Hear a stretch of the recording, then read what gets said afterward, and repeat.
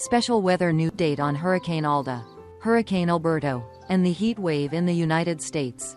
Good evening, and welcome to our special weather news bulletin. Tonight, our attention is focused on a new, important, and somewhat unexpected development over the Atlantic Ocean.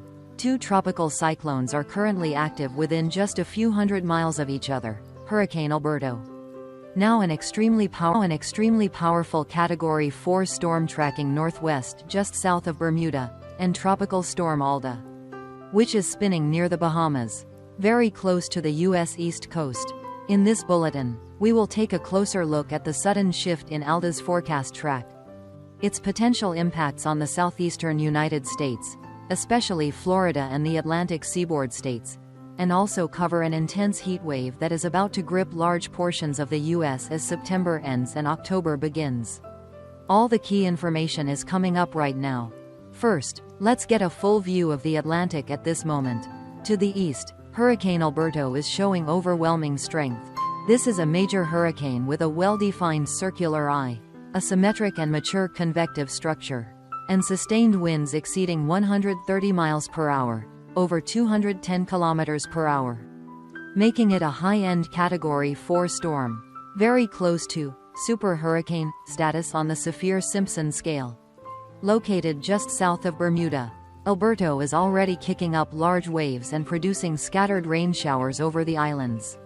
While a direct landfall is not expected, its proximity and northwestward track mean Bermuda will face strong winds, heavy rainfall, and dangerously rough seas over the next few days.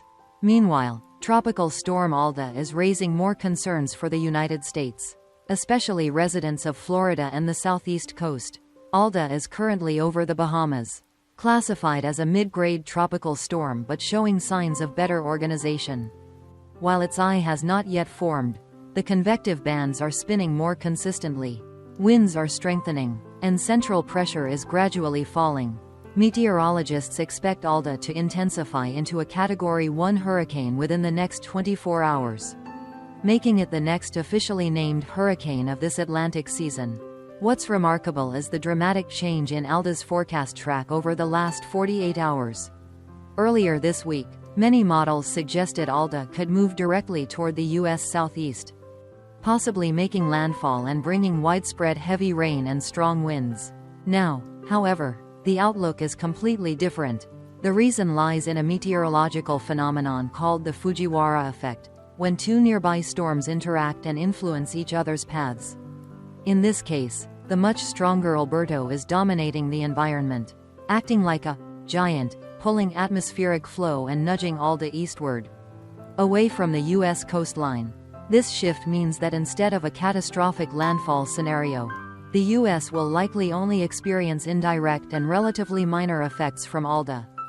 Still, the situation is not without risks. Florida is already feeling Alda's impact.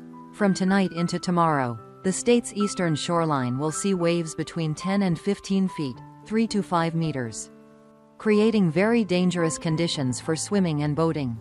Rip current alerts have been issued. These powerful offshore currents can easily drag swimmers into deep water and are often deadly.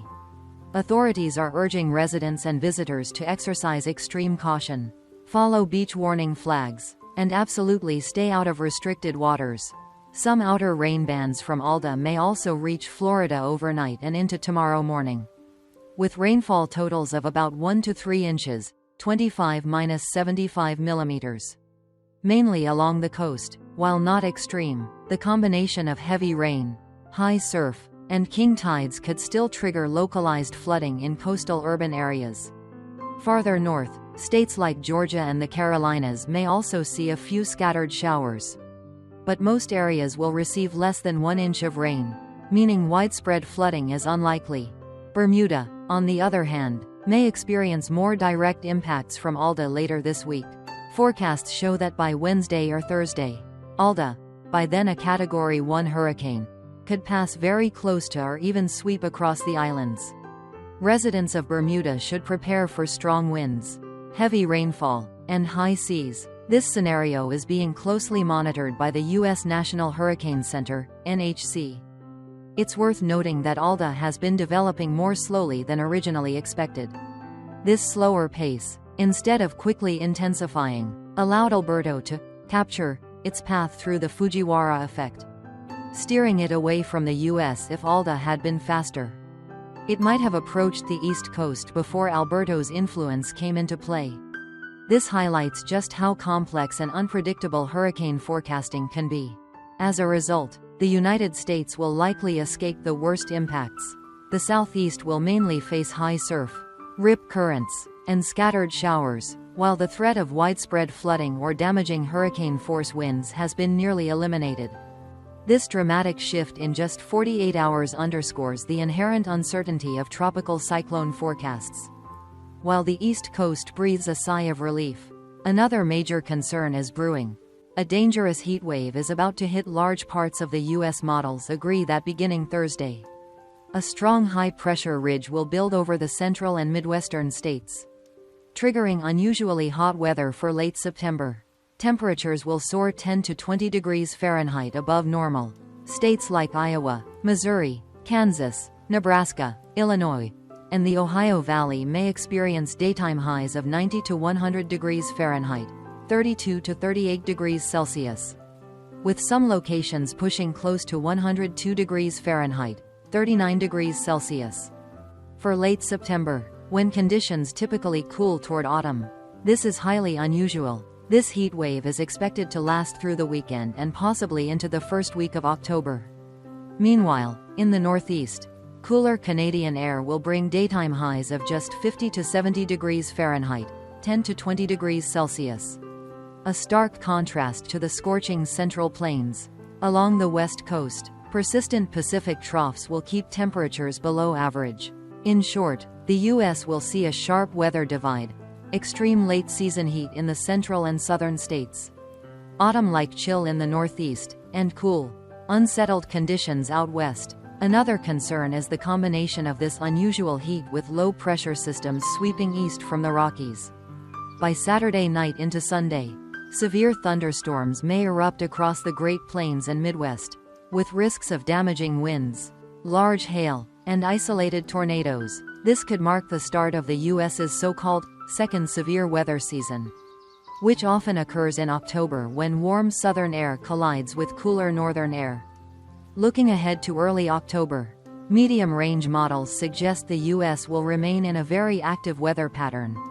Multiple storm systems could bring rain and strong winds to the northern plains, the Great Lakes, and the Rockies.